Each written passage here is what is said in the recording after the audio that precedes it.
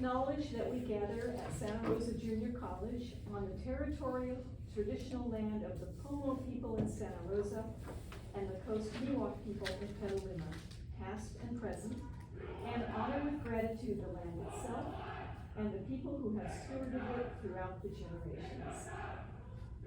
I am delighted to call this meeting to order and to welcome you all. Happy New Year to another calendar year.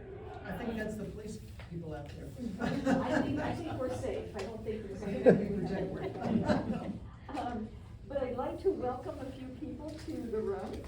First of all is our new Director of Philanthropy, Carolina Nazario. Just give 2 sentences on your background and why you wanted this role. Oh gosh, thank you, Susie. Carolina Nazario, I most recently was the Director of Strategic Initiatives at SRJC. Been with SRJC for over 12 years. I worked on our dual enrollment program, our strategic plan, and have a background in philanthropy. I've worked for the Boys and Girls Clubs of Greater Sacramento prior to that, and have a master's, an MBA in nonprofit management. So I'm so happy to be here.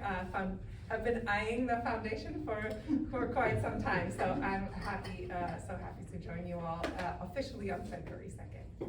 Well, Welcome. Glad to have you here. Delighted to have you here. And I'll let our 3 gentlemen from our public safety just introduce yourselves quickly, your name and who you are. Steve Potter, I think I met everybody in the room. Nice to be here. And you're with the law enforcement. Law enforcement training here at the Public Safety Training Center. Ken Sebastiani, I'm the Fire Technology Director here. Thank you for having us. My name is RC. I'm the Emergency Medical Care Program Coordinator. And of course, we'll be hearing from all 3 of them during their presentation a little later in the agenda. I'd like to open this up for any public comment. Public comment here. All right, thank you. You have 3 minutes. 3 minutes, okay. Hi, I'm Mike Von Report, and I'm here both as a member of the public and as a student. So let me just address a few things. First of all, I think this is a wonderful facility. It's a wonderful set of programs. We need to do more of this. This is really serving the community. Believe me, I support this 100%.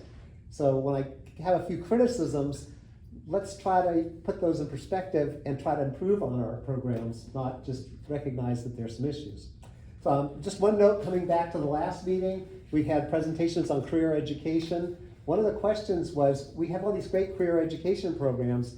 With the elimination of pre-transfer math and English, once somebody's learned welding, become an expert welder, what are the opportunities to learn to be welding management or to become an engineer so that you can manage welding projects? When you take a student who can kind of just barely get through welding and he's have experience, how do we get him into the transfer program? That answer never came. A quick note on your minutes. The minutes do not include notes about public comment. I'd suggest they actually should be in your minutes. It also helps build your minutes in showing that the public was here and had some observations. Third note on the agenda, I know the administration is working on improving its Brown Act work. This meeting did not have a room or a building listed. You can check to see whether it's actually required or just good practice, but that be it. So the key thing I want to bring to your attention is a question. I just renewed my EMT here. I'm a student here. I've taken the EMT refresher course here time and time again. I have to take it every 2 or 3 years. We heard about safety. We heard about people in these industries getting cancer. There's a right to know, particularly for employees, but SRJC says they extend it to the public and to students to know about the chemicals they're working with. For the public, that has turned out to be absolutely false. There is no ability for any member of the public to know what's here. And I've got that in writing. And you've got explosives here. The people who live in the neighborhood have no right to know what's there, according to SRJC. Students who are exposed to chemicals, the language SRJC uses is substances and mixtures used in your coursework. Well, first of all, there's no advanced ability to understand what you're going to be exposed to. That's kind of weird. You should get to know in advance. Maybe you're allergic to something, you'd like to know it.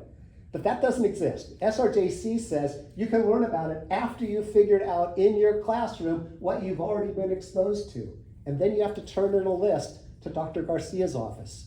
And then you don't get a response. You send them one list, nothing. You send them a second list, nothing.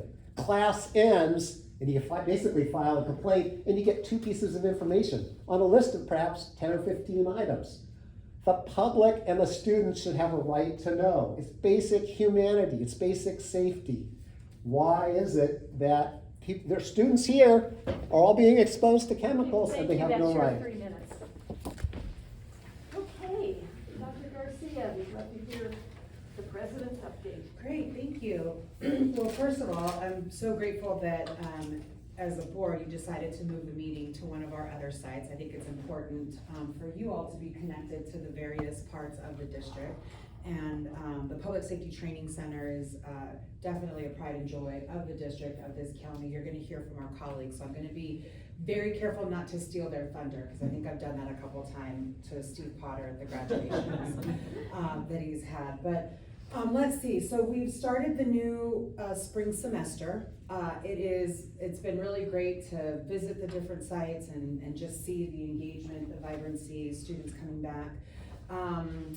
In the month of February, we'll be having our Professional Development Activities Day, and so that's a day when faculty, staff, and administrators engage in a day of professional learning, and there's a variety of workshops that are put on by colleagues or in collaboration with other experts. And so as an educator, it's one of the things that I really appreciate when we value our own learning and how to improve so that we can support students. We continue to do our work with the strategic plan, so very much focused on those 4 priorities and in multiple levels, trying to look at how we are reaching the goals, and every single one of those points back to, we want to make sure that we, so the 4 again, academic quality, student success and support, responsiveness to our community, and campus climate and culture. So, and within those topics, there are other focus areas. The Board of Trustees has for the past year been engaging with student data and really wanting to know who the students of SRJC are today. And so you're going to hear a little bit from our programs, just even the makeup of who the students are within our programs and the great diversity that we represent. And so part of that has also meant engaging in conversations about not just thinking about enrollment, but really thinking about retention and completion and what it takes for students to complete, especially when the majority of our students are part-time students. And so we are looking at a lot of pieces of data, and one of the components that keeps coming up is the ways in which we support students to identify what their comprehensive ed plan is. It makes a major difference for part-time students. Right, the timing might still be long, that's okay. We're not trying to force students to go any shorter, like a closer time window than maybe their life can allow it. But we do want to ensure that when given the opportunity, how can we provide them the information so that they can make decisions about their class choice.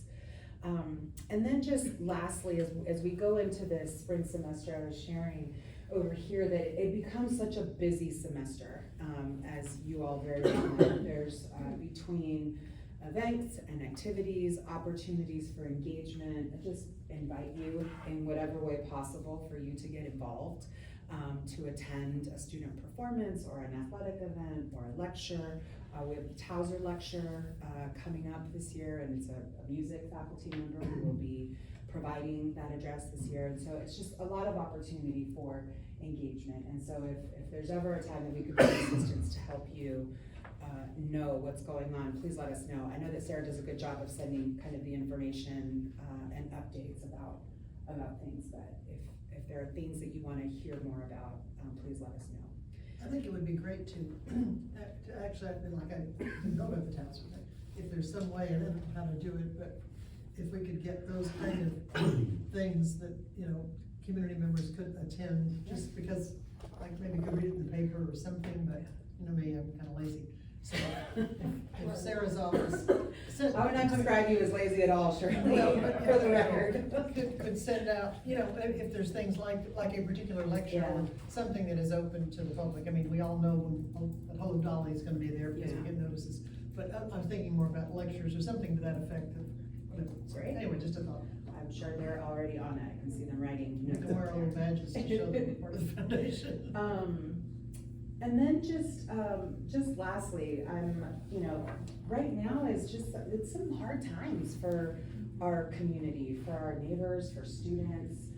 People are concerned about their jobs, about their ability to, pay their mortgage, and, are their kids gonna have access to education and job training that they did? And so we're incredibly mindful of that, and amidst that, I'm really grateful for you all serving on this board, because this is the work of how we then augment to support students to completion, to finish their programs. And so, just on that note, I wanted to express my gratitude, because there are a lot of people asking a lot of things of just about everyone these days, and I'm grateful that our focused mission is for student success and completion.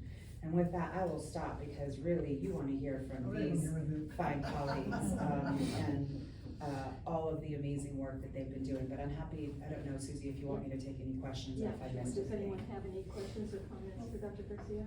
Of course, one of the questions is, when are we gonna hear more about a bond or not a bond? Oh, yeah. What's the status of when that's gonna get decided, et cetera? Yeah, so the Board of Trustees is still in its exploration phase. At one of the previous board meetings, we received direction to keep exploring from just kind of a feasibility where it makes sense. And so we're in that portion. I'll be bringing all the information and the findings back to the Board of Trustees in May. And at the May board meeting, they will engage in a very public discussion. Okay, because So there's still. if people ask us, we can say it's still under review and probably won't get decided till the May-June time. And it would have to be decided in May, June in order to be on the ballot. Correct. In time. If the Board of Trustees chooses to move forward with it on the November ballot, that It decision. has to be done by. That decision point would happen in Okay. May or June. That's great, just because I get people, they'll ask me that question sometimes because they know they've heard some rumors Yeah. out there. Yeah. So thank you. And I mean, I wanted to be cautious. I don't want to make every conversation about the bond, but I do want to just offer one point for clarification, and that is that what the JC is putting out to the community is not adding additional funds to the tax assessment, but asking for an extension of time. Yeah. And so that's an important piece that That's I a realize. if they decide to do it, that's gonna. That, yes, that it's, so that's it. Okay, thank but I'm you, happy that's all, to- just wanted to know. Yeah, it's really, really helpful for us to keep that in our minds. Yeah, exactly. Okay. All right, well, thank you all. All right, well, now I invite our three speakers to the front, as you wish. For the record, Dr. Garcia never steals my thunder. But what she has a habit of doing, at our graduations, I always have her speak first. And she's so eloquent, and then the hardest thing to do in the world for my job is to follow her on a podium. Yes. And so that's what I give her a hard time. Yes. Like, how do I follow that up? She gets up and she just raps with the audience. Look, you get to talk and brag about our students. This is great right here. Okay, what we're gonna do here is we're gonna start with a video.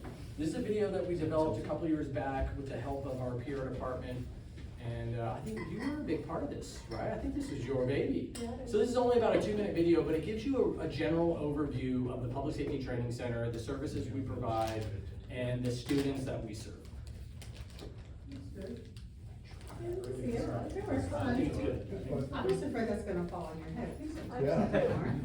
And somebody would have to take care of it. Yeah, I know. So we developed this, it was part of a rebrand for our training center a few years back. We decided we wanted to discuss what are we all about as a community at the Public Safety Training Center. And so we came up with this motto of inspired to serve. And so you'll see the theme of this video is that our students, faculty, and staff, we're really committed to that motto, that we are inspired to serve in the public safety world.